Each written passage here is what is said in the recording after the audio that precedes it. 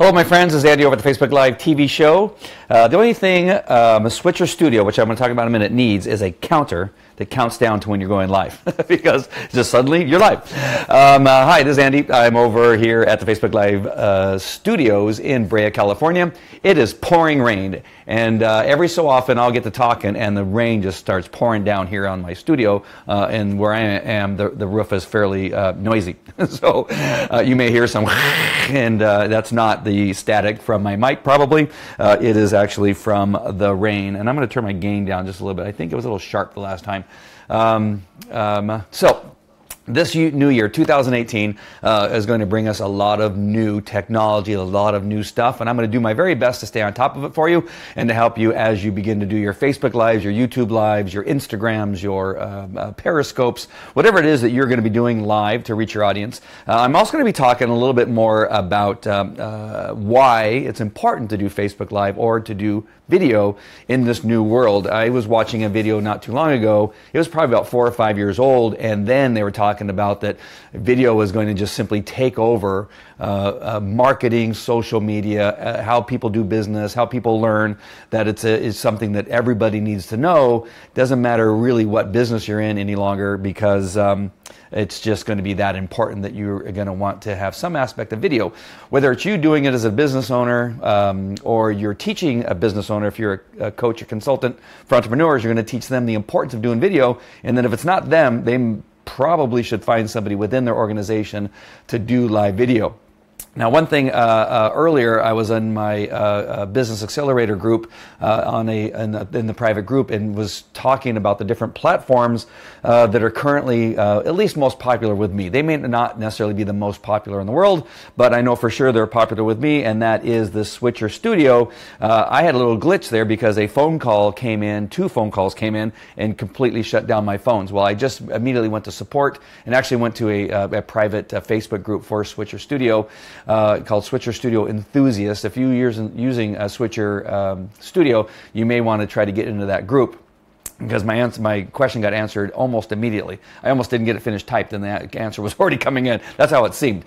And so what I needed to do was not only put it in airplane mode, but airplane mode, I guess, I did not realize this, shuts down your internet connection, and simply after you go into airplane mode and into do not disturb mode, you then need to turn back on your Wi-Fi. That is one thing. I'm learning more stuff about my iPhone all the time, and the last time I tried to go into airplane mode, I wasn't able to connect my phones as my cameras because they do it via the internet, and so as they're using the Wi-Fi to connect to my iPad Pro. So I'm hoping my phones won't get turned off by a phone call. I seem to be getting a phone call about every 20 minutes these days throughout the day. It's crazy how often my phone rings.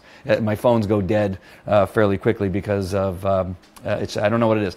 Most of it's marketing, I got to tell you, but I do have marketing blocking apps on my phone that and some still get through. They're getting some really good technology about getting around my my apps. All right, so what I wanted to just kind of talk about, I'm not going to go into great detail now. I just want to share with you what it is we're going to be talking about over the next several months, and it is about human behavior. And what I found as I was doing some training for dog trainers in my Train the Dog Trainer programs, I found this old PowerPoint presentation that I put together because I realized really early, and it's one thing a lot of dog trainers don't realize, is that once you've learned how to train dogs, once you've gone through that, it's actually fairly simple in learning. You know, some of the simple processes, the leashes you're going to use, how you're going to, you know, what dogs you're going to actually train. Are you going to go high end with aggressive dogs and very problematic dogs, or are you just going to stay with, you know, the lap dogs that hardly get into trouble and teach them how to sit down, stay, come when you call them, that kind of stuff? Are you going to get really deep into operant conditioning? Are you going to get deep into classical conditioning? Are you going to understand the two differences and how they work? And if so, once you've done that, that is great, because the most important thing after you've done that is understand human behavior and understand how it is you're going to teach humans how to relate to their dogs, how to train their dogs, how to maintain the behaviors in their dogs, and not only that, how you're going to teach them so that they retain it. That's really the hardest thing, I think, for a dog trainer, is how to teach the human being so that they can retain the information and actually go home and do what you taught them to do. Or once you leave their home, if it's a private in their home, once you leave, are they going to be able to replicate what it is you're doing? And Albert Bandura, who is a professor, he did a study back in the 1961, 1963 called the Bobo doll experiments. And you just simply want to write that down and go and do a search on Google, and it'll lead you to the social learning aspect that I'm going to talk about right now. It's actually called the social learning, what the heck's the name of it? Social learning theory. The social learning theory, which is really, I think, important today. Now, again, I taught this, I can't remember how many years ago. It might have been 15 years ago when I was teaching trainers about, human behavior and taking them to areas that they did not even want to understand, because they're dog trainers because they probably don't like human beings, but they do love training dogs, right? And so there was an aspect of like, I don't want to teach people. No, if the people are the ones who write the checks, right? And as coaches or as instructors to entrepreneurs and CEOs and managers of large corporations, whatever it is that you're going to be doing, if you are teaching, whether it's in Kajabi, whether it's in Teachable, or you're going to be doing it on live webinars and that kind of thing, you have to understand that you need to know how people learn. Because if they're learning, they're then going to want to buy, right? So if they're visiting whatever it is that you're doing and teaching, and they don't learn anything, or they can't retain it, or it doesn't become a part of their day where they start to begin to see improvement, then it's very unlikely that later on they're going to buy something else you have to offer, right? And so it's really, I think, important as we go forward that we really begin to understand how is it that we get our audience, our potential clients, our clients, once we have them write that very first check, how do we get them to begin to make changes in their life? How do we get them to understand the processes of whatever it is we're teaching them? Whether we're teaching them how to write a book, whether we're teaching them how to play guitar, whether we're teaching them how to ride a horse, whatever that is, about their body, about nutrition, we need to understand how it is that we get them to understand the information and then use it, apply it, and then have success from using it. And so I'm going to go deeper. Now, I'm going to touch the surface on some of the stuff right now. Before I do that, understanding that that the social learning theory is probably going to be the key to everything that we're going to be doing up to this point. Now, there's other stuff, right? Understanding all the different types of personalities people have, that kind of stuff. I'm not saying that that's not important. I'm saying, but you have to understand this one aspect if you're going to go any further in those other areas. All right. So super, super important that you understand this social learning theory. And again, I'm going to simply just touch the surface right now. And I have I'm going through my old notes and taking out the stuff in relationship to dog stuff. But I'm going to hit right now with the 4 cognitive behavioral processes that need to be engaged in order for somebody to learn. So you got your 4 cognitive behavioral processes that people need to have engaged, the process need to have engaged if they're going to learn. Really, really important. So number 1 is attention. Seems obvious, right? But understand that people learn from a model when they recognize and pay attention to its critical features.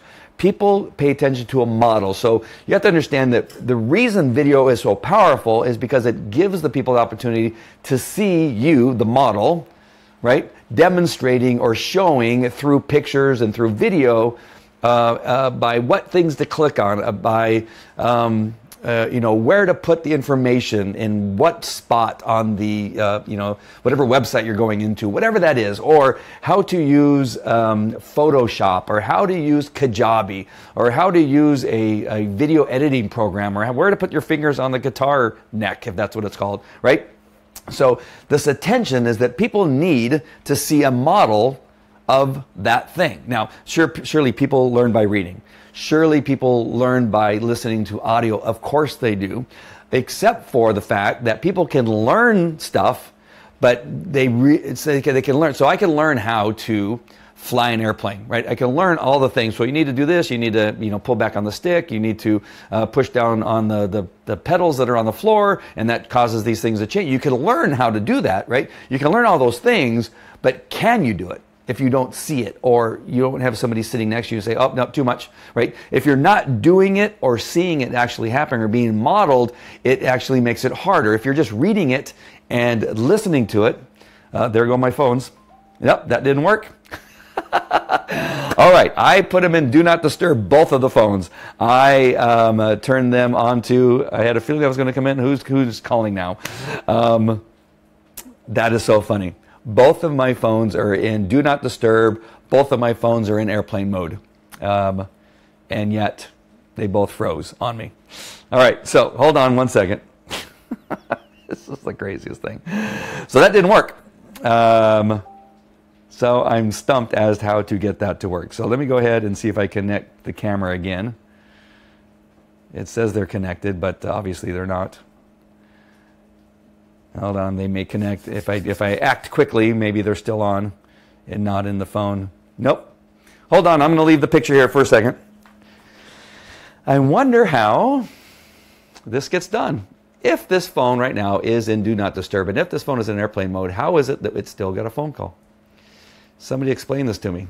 And I think I told you before, I did try this once before, and it did not work. And I know people thought I was crazy, like, well, no, it's simple. You just go in airplane mode.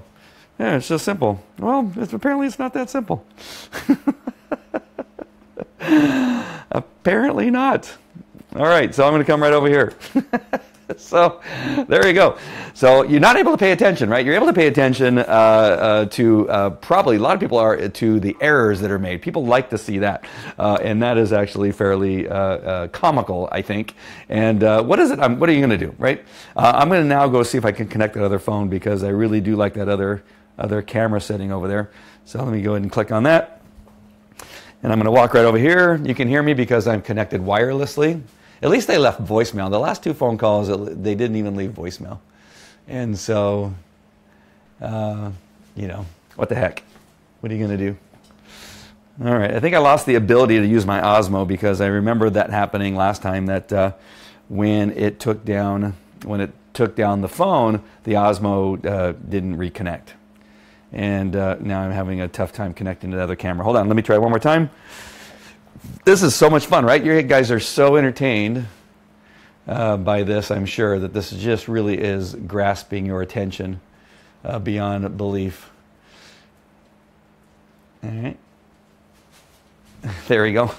All right. It is connected now. So I'm looking forward to... So if anybody can explain, if anybody knows why the phone still rang and still disconnected my phones, even though they're in airplane mode and in do Not Disturb, please tell me, because that didn't work.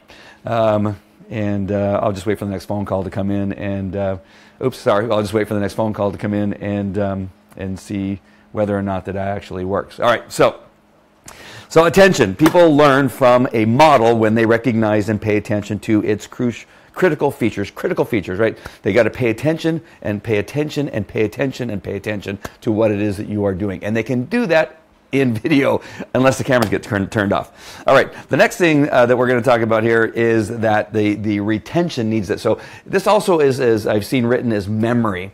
And people need to have that retention. And it says here in my notes, when I wrote this the first time, is how well the individual remembers the model's actions. And so I think in some aspects, in how you teach it, and what I like to do when I teach to help people retain things is by giving them examples of other things that they can relate to. So in relationship to dogs, so some people can't necessarily relate to a dog because they can't talk to the dog doesn't talk back to them. You know, maybe this is their first dog, so they don't have any past experience with the dog, and so the concepts are a little bit foreign when you put it in the terms of a dog.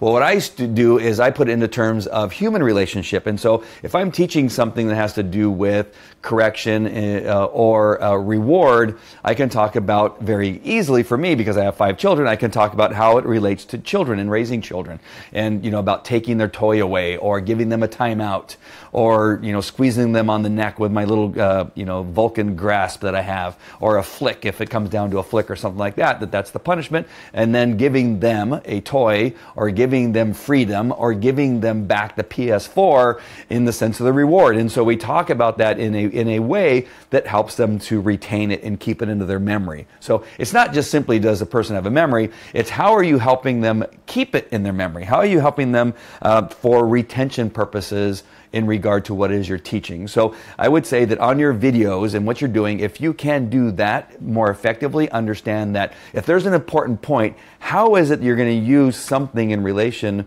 to what it is they can understand about something that it's hard to understand. So if it's a hard to understand concept, is there something you can do in a everyday life situation that they do that will help them go, oh, I get it now, I understand what you mean now, and now it clicks. Or I use journaling a lot in the things that I talk about, that journaling really helps retention. And so seeing it, watching it, and then writing it down in their notes, or listening to it and then seeing it and writing down their notes, those three things will really help them retain things. So teaching them about journaling, creating a journal, which, gosh darn it, his name is escaping me, Renfro, Dean Renfro has journals, and I know other people have journals, Jen Foster, Melanie create journals, and they've found the power in journals and have created a lot of journals. I've created something like 20 journals myself to help people understand that that's a really important process in retention. All right, the next thing is that we're going to talk about here is motor reproduction, and that is giving them, and actually let me go to my notes to make sure that I write probably based on somebody else's writing, that it makes more sense, is that after observing the model, the watcher must imitate the model's actions. After observing the model, the watcher must imitate the model's actions. So I think Pam Hendrickson does this very well with her manuals that she gives. Now, some people say that some of Pam's stuff is really detailed and almost too detailed, that you kind of get lost in the details, but she does give you the opportunity to do things. She gives you exercises to do to help you give you that motor, that muscle memory by actually doing it after you see it. And I think that's really important with the dog training. Back to dog training again, I know I talk a lot about dog training, is that I often show somebody how to do it and then I demand of them to do it. All right, so this is how you do this with the leash. So this is how you do it. You step off with your right foot, you step off with your left foot, you change hands, I demonstrate and show them, and then I say, okay, now you do it.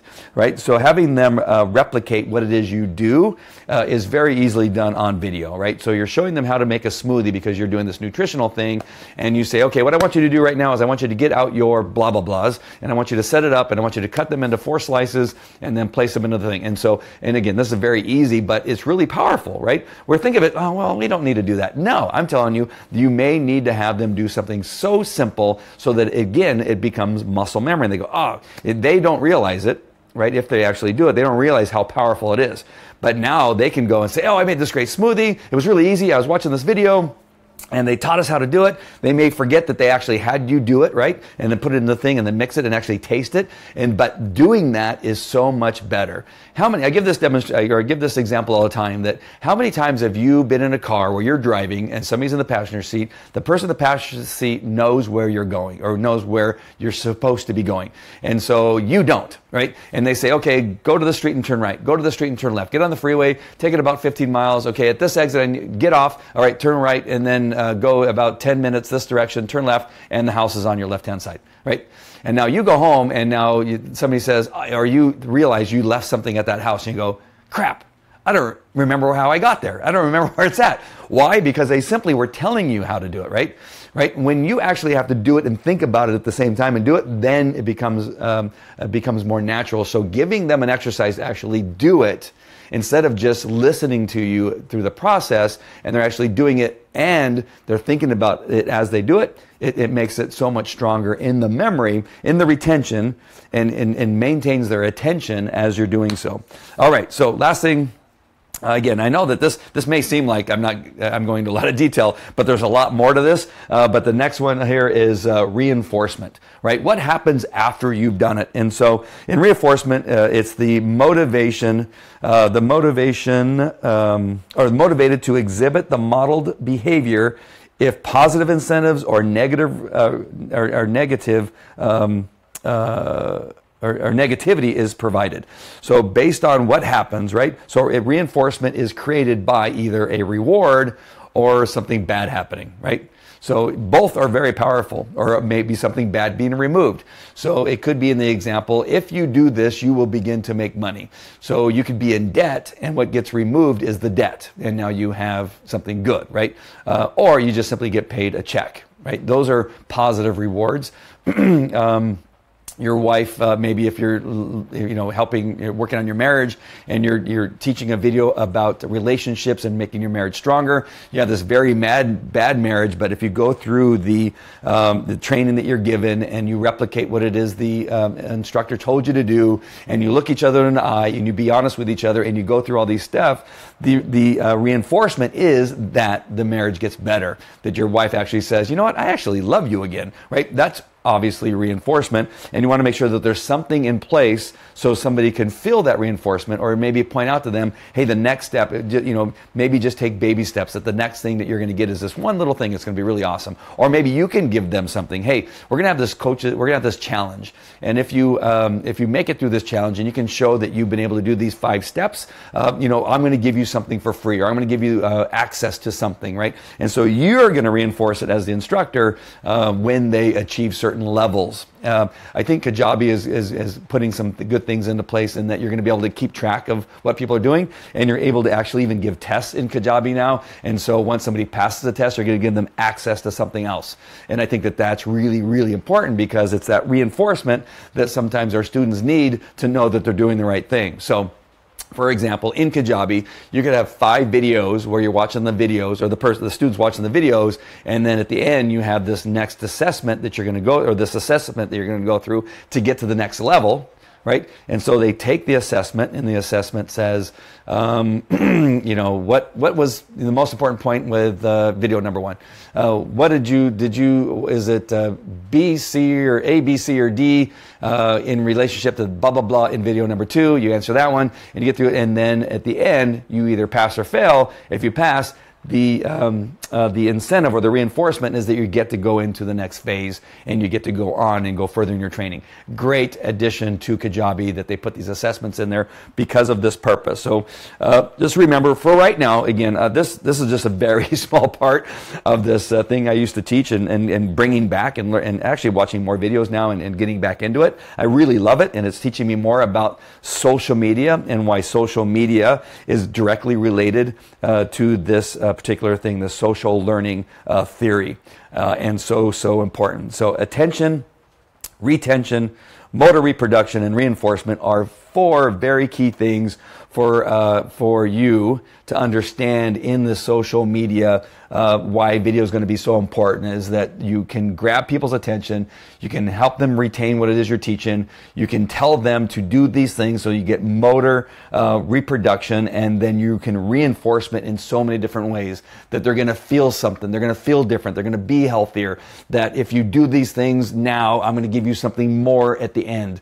and you're going to be taking a step 2, you're going to be taking a step 3, I'm going to give you free tickets to a live webinar if you can complete these tasks. And you begin this person in the process of learning your system, learning your way, and really engaging with you, and realizing that you are the right person for them, that they made the right decision by seeing you, because you understand this attention, retention, motor reproduction, and reinforcement. Because when they learn, when they retain it, when they use it, and when they get rewarded for using what you taught them, they love you. Right? Because they see a difference. They see that everything that you're talking about actually works, and that it's going to work for them, and they see a result. All right? So that's why video is working. That's why video is so important. And that's why I'm going to go further and deeper in this area too. So we're going to be talking a lot more about live platforms, how to use them, how I'm using this stuff. I'm going to come down, I'm going to figure out how it is that I can get these cameras not to turn off, which are also known as phones.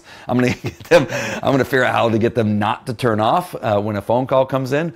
And I'm determined now, especially now that I thought I had the answer, and I was so proud and so happy about my Facebook group and that they gave me the answer. Didn't work. All right, so that's it for me, and I hope that you got a lot out of this. I didn't even look in the comments here. Let's see if anybody was watching. I keep forgetting those comments. There's 4 or 5 tabs down here. Far more detail than Pam Hendrickson.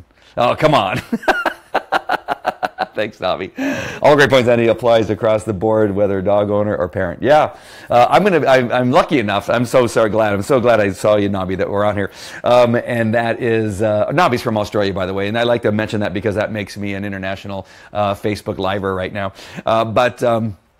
The good news that came to me for 2018 is I got invited to be on a podcast called the Dad Podcast. The Dad Podcast is hosted by a radio personality, a comedian in our area, Los Angeles area, very popular, and it's actually a really good opportunity for me to get on a different kind of podcast, and what they want me to come on there and talk about the relationship between dog training and raising children, and he has a really good big audience, and again, he's on KFI, which is one of the largest radio stations here in Los Angeles. Even though it's an AM station, it is very popular, very strong. It reaches across states and gets into Arizona, Nevada, and Utah, and it's a very strong signal. But I'm going to be on that podcast on the 22nd. Well, that's when we're recording it. I'm not sure when he's going to put it out, but I'll be recording it live in their studio in Los Angeles. So I'm very, very excited about doing that. But the relationship is very strong. I think also we can actually take all this stuff and apply it to our students. If we're a coach, if we're helping people save money, helping people invest, whether it's Bitcoin, whatever it is, if you want them to, and again, Bitcoin is very, very difficult, right? And so you need to understand these concepts of attention, retention, motor reproduction, and reinforcement in order to get people to understand how to use it, because it's one of those things that are very complicated. And if you can do that, if you can be the one person that can explain, not just Bitcoin, what's the other name for it? It's called and it's escaping me too. But whatever that is, the electronic coins. That's all I figured out. Whatever that is, if you can be the one guy that can, or girl or lady, that can explain that system and how it works so that people can understand it, you will set yourself apart from everybody else. I know that for sure, because almost universally, the people that I talk to about it go, I just don't get it. I don't understand. Where's the money?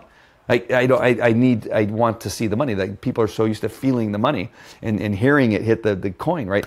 There's nothing worse. I remember going to Las Vegas, and you can hear the coins hitting the tray. And I know that they put in some sounds and some sound effects to make it sound that way, but it's nothing like it used to be. The sound of the money hitting the metal tray and the chips being slid across the crap table, all that kind of stuff, those noises are something that really was one of those things. It was a really big draw for, I think, some people when they got there. But it's back to this Bitcoin thing and whatever else it's called. Come on, Nabi, give me the name for what's the overall name?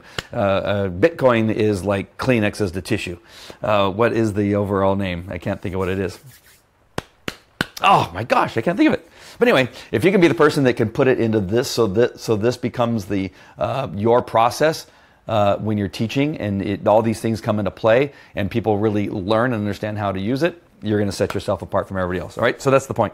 All right, that is it. Thank you, Nabi, for joining me. Why do I hear an echo? Echo. Echo. I can hear my voice coming from somewhere else. Very strange. All right, that is it. I will talk to you later. Take care. Bye. Thanks, Nabi. Talk to you later.